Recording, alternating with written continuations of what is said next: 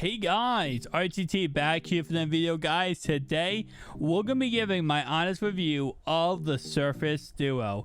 Now I have had the Surface Duo for about a week now, and I kind of want to give my thoughts and opinions on what do I think about this device. Do I love it? Do I hate it? All that kind of good stuff.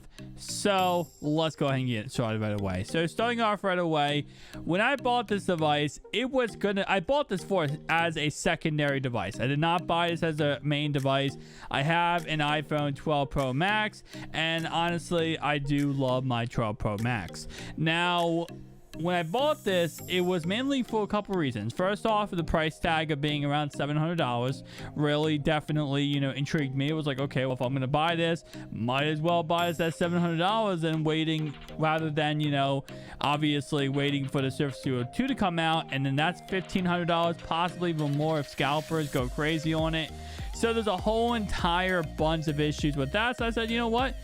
I might never be able to try out the Surface Duo 1 if I don't buy it. So I went ahead and bought it. And after the first day of having it, I put my SIM card in this device and made it my go-to phone. I made it my daily driver. And for the last week, it has been my daily driver. I've used it every single second. And it has been ups and downs, peaks and valleys. So let's go ahead and break this down. Starting off right away, this device is a very, very, I want to say, what's it called? Not business-like, but you get a lot of production done with this device. I will definitely say that. I have always been more of a fan of the Android interface than the iOS. I feel like with Android you have more opportunity to personalize your phone, make it as to the best of your ability to what you want. Now iOS 14 completely flipped that whole entire thing on the face pretty much, and they have added so much customizable features on iOS 14. I still feel like Android gives you a tad bit more customized. Even if it's now somewhat close, it does give you a lot more in the realm of being able to customize and personalize your phone. Now, I made a video earlier today talking about benchmarking this Surface Duo and comparing it to the iPhone 12 Pro Max. And I will say, personally speaking, it's not as powerful as the 12 Pro Max, but you have to keep in mind that this is running dual screens and an old processor in there. Not a bad processor, but an old processor. Comparing that to the latest iPhone with the A15 chip, and now you're talking about a very, very, unfair comparison, I would say. Nonetheless, though, yes, if you are comparing apples to oranges here, you're not going to see the same comparison, the same power as an iPhone will have, as this phone will have. Now, after using it for the week, I will say one thing, okay? The cameras is kind of annoying in a way. And the reason why the cameras are annoying is because, first off, there's one camera on this device. It is literally right here. There's a flash and there's a camera. And the flash, first off, is very annoying because in order to use the flash, you have to look at the screen, right? And whatever screen you look at, say you have phone mode, right? You literally cannot enable flash. You can enable flash if you are looking at the back screen. You can't enable flash, obviously you're looking at the screen. So I feel like most people hold their phone like this, like obviously the bezels on, I'm sorry, the bezels, the side right here, just like this, looking at the screen. It's not a big deal. I will say, there are times where, if this screen, like for example, right now, you guys see it's not registering switching screens. That is an issue, and that does happen sometimes. When that happens, you gotta flip over, turn on the flash, blind yourself, and then turn the screen over again, and it will work, right? So that's definitely, I will say, a little bit of an issue. The cameras as a whole, like I said before, it's not the best camera. It's decent. It's very decent. I believe it's 8 megapixels based on what I understand, camera. So it's a decent camera. It's not bad. It's not really a big deal. In all honesty, like I said before, I don't use my phones as completely as a photography camera. Just something nice to have, though. A little bit of a nice option to have if you ever need to use your phone as a camera. When it comes to just reliability of the camera, I haven't had any issues with that. It's a slow shutter speed, but other than that, it's pretty much plain and simple great. The actual video part of it is actually pretty decent. I made a video showing off the actual video part of it, and it's not bad at all. I definitely will say it's pretty decent there. Software. So as you guys just saw live right now, yes, sometimes when you flip over the screen, it will work, and then sometimes it won't work. Okay, so sometimes you're gonna have issues. Majority of the times that I have issues with this device is when I'm still in the lock screen point of view. So literally when I'm in this right here, this is when I have the issues with the flipping the screens, right? It's because of that issue. Now that is honestly that's why I don't really care too much about it, because when I'm actually flipped open like this and I'm using it like this, I don't usually have that issue at all. And I will definitely say that's a really good thing about this device. Battery life has been absolutely amazing. I could not stress this enough. And you know, I went into this thing and this battery life is gonna be crap, and a lot of people told me it was gonna be crap. This battery life is actually really, really good. Comparing it to the iPhone, it's very comparable. And I do use this device all the time. I'm always on it, always doing, you know, 2 things at once, Instagram, Twitter, whatever the case. And I not had this battery go dead on me once. It did not go dead on me once. I use it all day long. I love this device. Like I said before, has not gone dead on me once. So that is definitely a plus, I will say, for this device, is that battery life is not an issue in any stretch of the imagination. Next thing I want to talk about is going to go ahead and be, again, like I said, the software. It has crashed. This phone has crashed on me 3 times. All 3 times, though, were human error. And the reason why I say that is because I actually have a phone holster in my car. And in order to do that, I have to go ahead and put it in phone mode. And when you put this in a phone holster, this power button is right here. And this is exactly where a phone holster likes to clamp, is right here on either side. And when it happens like that, you're going to hit the power button and reset your phone. You're going to crash your phone, but reset your phone a couple times. So yeah, it's definitely a little bit annoying for that fact. But again, like I said, a human error. I could go ahead and go out there and buy a new phone holster that actually holds it correctly. Where you should hold it correctly is at the top here and at the bottom right where the hinges are. That's where a holster for a car mount should be for this phone. The only issue is, you know, don't want to go out and buy a new one, to be honest. And it's only if you put it in the correct spot, you don't have to worry about that. I will definitely say, you know, being out in public at my job with this phone, a lot of people ask questions. A lot of people go like, what is that? What is that? What is that? And the same common thing I get over and over again is, did you buy a Nintendo DS? Because if you look at it like this, right? Everyone thinks that this is the Nintendo DS. Just how people think. When they look at it, they're like, is that a Nintendo DS? Like, did you get a touchscreen DS or something? And I see the point of view. If you hold it like this, it kind of does look like a DS, a Nintendo DS. So it's definitely something you're going to get talked about a lot. Like, hey, look at that guy over there with a Nintendo DS. Like, it's just a thing, you know? And in all honesty, once I show it to them, they're like, whoa, whoa, whoa, what is this? It's actually kind of cool. It's a phone. And then they get kind of confused, and then they kind of start liking it. And that's what I said before. You know, at the end of the day, should you buy this device, right? I've said many times yes, and the reason why is because this is a device that you might never be able to experience this type of hardware again. If you don't buy the Surface Duo 2, if that somehow gets canceled, you might never be able to experience how amazing this device actually is.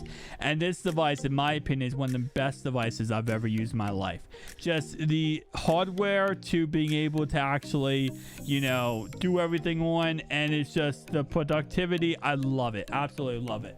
And I said this before, you know, this Surface Pen, I did go ahead and pick this up with this device, and this Surface Pen is an absolute delight. It connects really well to the device. It lets you be able to use it and actually, just like that, bam, magnetically have it on there.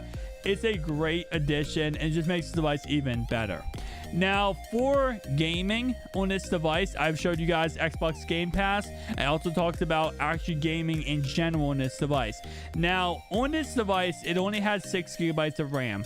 That is the same as an iPhone, but an iPhone is not running dual screens. The new Surface Duo 2 should hopefully have 12 gigabytes of RAM, which should be able to run a lot more games. If you run a game in full screen in both screens, you're gonna have screen tear. That's just how it's gonna work. You're gonna have your literally, it's not gonna be able to run that on a full screen. Like, you have full screen, like, you know, you open it up and you're just like this. If you want a game like this, you're gonna have screen tear. Now, if you run it on single screens, either the front or back screen, you're not gonna have issues at all. It's gonna run perfectly fine. It's gonna be ideal as can be. But if you run it like this, like, obviously I'm gonna say vertically, you're not gonna have any issues. It's just when you do it horizontally like this that you actually do have issues running a game. And I don't know if that's because of it might be screen tearing because of the hinge in the middle. Maybe it's not understanding, like, you know, which the pixels are being, you know, messed up with. I don't know, but I will tell you, you will have screen tearing. It will be kind of annoying. And other than that, though, game wise, you can run pretty much any game on this device. It runs everything smoothly. It has a beautiful display, a beautiful, you know, what's called a beautiful reaction times when it comes to playing this device, using this device. Let's go ahead now and talk about the phone. The actual phone talking about this device. Now, I have actually went ahead and, as like I said, I've used this for a week and I have made many phone calls on this device. And no, I do not use it like this. I know you might think I'm crazy when it comes to walking around with a phone like this, because, like, you're like, oh, I'm on the phone. I think normally, and when I saw that, someone made a point about that, like, oh, how are you going to walk around with your phone like this? Nobody, I don't think nowadays, uses their phone like that. Really, they don't. I think everyone, when they make phone calls for the most part, because I do work at a grocery store, is they have their AirPods or their earbuds in, and they're walking around with their phone in their hand, and they're talking on their AirPods or their earbuds. I don't think anybody walks around with their phone. There's some people that still do, but not many people walk around like this holding their phone, even if it is an iPhone rather than a a Surface Duo. I haven't seen many people do this either. Usually they have their AirPods in, their earbuds in, and they're walking around with their phone. So if you are the type of person who do not use wireless headset or wireless earphones, and you do walk around like this, there's no issue with it at all. There's a low speaker right here. Put that right up to your ear. There's a microphone at the very bottom here, and there's literally no issue with this device doing that. But I will say, yeah, I mean, if you walk around with this device, people look weird at you? Yeah, obviously. You know why they're looking weird at you? Because they're like, wait, what is that device? That looks absolutely awesome. They're actually interested in your device, not the other way around of it being a problem. Last thing I want to talk about before I end off this video is going to go ahead and be the actual durability, water resistance, all that kind of fun stuff. So yes, this is not waterproof, and my job outside of YouTube is actually being a dishwasher, and I walk around water all day long. I cannot bring this device in the dish room. I can bring this device in the dish room because this is IP rating waterproof. This is not waterproof by any stretch of imagination. Now, that's not a big deal to me, but my issue is, and I still have these concerns even a week after owning it, is that if I'm gonna be caught out in a rainstorm, you know, outside, it's starting pouring, raining, whatever the case, what am I going to do with this device? Because, yeah, it is actually a question you have to ask yourself, because if this gets wet, let's say you're in a rainstorm, you could destroy this device and it could break very, very easily. It's not a device that is very durable when it comes to water. When it comes to drop and, you know, all that kind of stuff, it's also not very durable at all. You gotta keep in mind, glass, open it up, glass. Everything on this device is glass. So if this drops, you're most likely going to crack it or break it in some kind of way. It's just how it works. Other than that, a lot of people have their USB-C ports right here broken. A lot of these have broken for people, and the reason why is because this is glass, but on the outside here, I hope you guys can see this, it is just a cheap layer of plastic. That's all it is. I don't know why Microsoft thought you were going to make the most beautiful hardware type device possible and put cheap plastic on the outside of the device.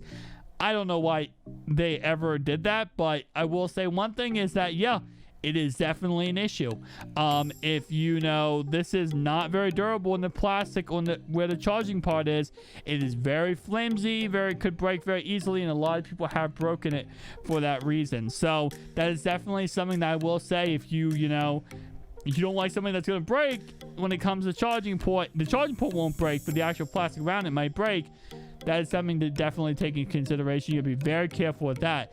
This is not the Galaxy Fold, and that's what I kind of want to end off this video with, okay? The reason why I haven't bought the Galaxy Fold is because the screen is so delicate. If you press on it too hard or a fingernail hits it, you can destroy the display. You will not destroy the display with this phone. But this hardware is very flimsy, and not flimsy when it comes just that little plastic piece, but it's very delicate. And this is something like this phone, the Galaxy Fold, you're gonna have to be kind of mindful and baby these phones. The difference is this is $700 and the Galaxy Fold is $2,000. So it's a little bit different in price tag wise. But guys, tell me down below your thoughts and opinions. I definitely will say, do I recommend this device? 110%. For that $700 price tag, it's very affordable. You get a once in a lifetime opportunity to use a device that honestly is really amazing. And if you are picking up the Surface Duo 2, Microsoft will most likely have a trade-in value for this device. So if you want to go and get the Surface Duo 2, they might have a $500 trade-in value. So you might spend $600 on this device. $500 down the line, you can trade it in and get a Surface Duo 2 for probably like around $800, because after you take up, you know, the price of this device, and bam, now you get a Surface Duo 2 a lot cheaper. So again, like I said, guys, I love this device personally. I would recommend it. My honest review is an amazing device, but